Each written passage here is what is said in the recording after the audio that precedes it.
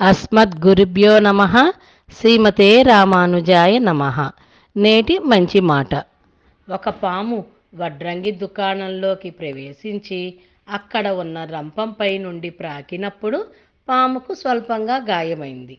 వెంటనే పాము కోపంతో రంపమును గట్టిగా కరిచింది. ఈసారి పాము నోటిలో పెద్ద గాయమై రక్తం వచ్చింది.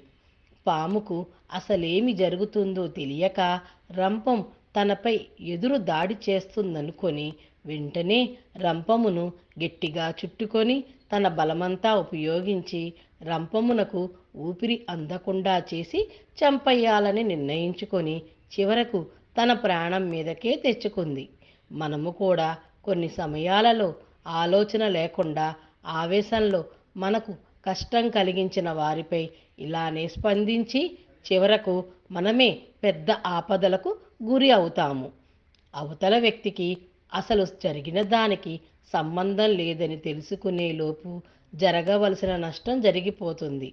జీవితం ప్రశాంతంగా ఉండాలంటే కొన్నిసార్లు అనవసరమైన కొన్ని పరిస్థితుల్ని, మనుషులను, వారి ప్రవర్తనను, వారి మాటలను, అసూయలను మరియు ద్వేషాలను పట్టించుకోకుండా ఉండవలసి ఉంటుంది.